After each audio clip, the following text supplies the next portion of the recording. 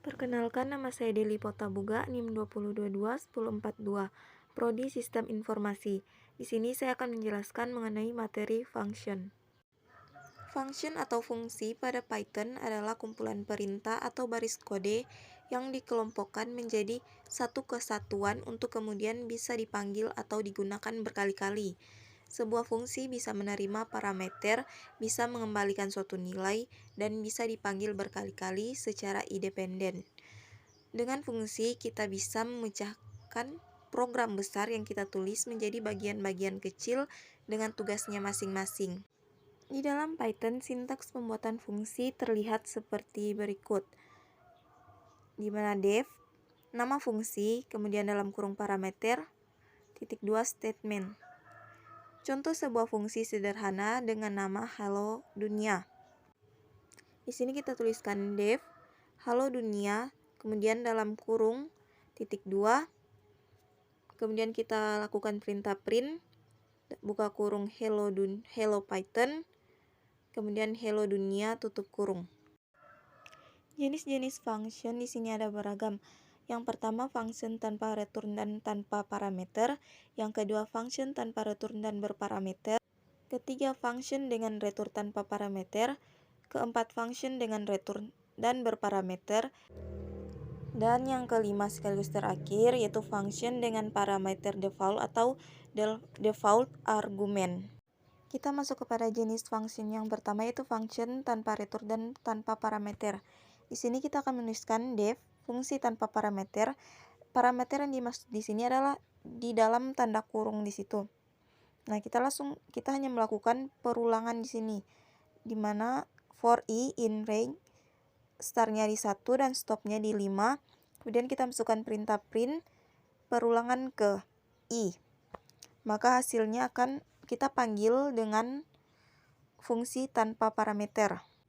Maka akan timbul hasil seperti di bawahnya yaitu perulangan ke-1, perulangan kedua, sampai pada perulangan ke-4. Karena di situ for i in range-nya dari start 1 dan stop di 5. Kemudian berikutnya function tanpa return dan berparameter. Di sini kita ketikkan def, fungsi berparameter, dalam kurung batas akhir. For i in range 1, batas akhir.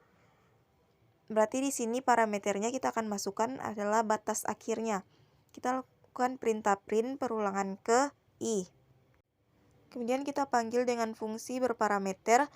Nah, di dalam parameter atau dalam kurungnya itu kita kasih angka 4. Maka di situ akan muncul perintah print yang di atas yaitu perulangan ke itu. Karena parameternya kita masukkan 4, maka dia akan melakukan perulangan sampai 3. Dia hanya sampai ke perulangan 3 karena indeks terakhir itu tidak dibaca. Kemudian function dengan return tanpa parameter. Di sini kita tuliskan def luas persegi, buka kurung, tutup kurung, titik 2, sisi sama dengan 4, luas 4 kali sisi. Di sini dengan function dengan return tanpa parameter. Nah, return di sini itu adalah fungsi pemanggilan yang akan dikembalikan nilai pemanggilnya. Berarti di sini dia akan mengembalikan nilai luas. Maka kita panggil dengan luas persegi, maka hasilnya adalah 64. Selanjutnya function dengan return dan berparameter. Di sini kita tuliskan def luas segitiga a, t. Kemudian titik 2, luas sama dengan luas segitiga itu 0,5, kemudian dikali dengan A kali T. A kali T itu maksudnya alas kali tinggi. Nah, di sini function dengan return dan berparameter. Nah, returnnya di sini dia akan mengembalikan nilai luas di atas di mana 0,5 kali alas kali tinggi. Nah, kita panggil dengan luas segitiga. Nah, luas segitiganya di situ kita panggil dan kita masukkan parameternya A-nya 5 dan T-nya 3. Maka hasil dari luasnya itu adalah 7,5. Ini adalah hasil dari return luas. Kemudian yang terakhir, function dengan parameter default atau default argument. Nah, di sini kita tuliskan def luas jajar genjang. Di sini saya menggunakan jajar genjang. Buka kurung A-nya 8, T-nya 4. Nah, luasnya itu A kali T atau alas kali tinggi. Returnnya luas.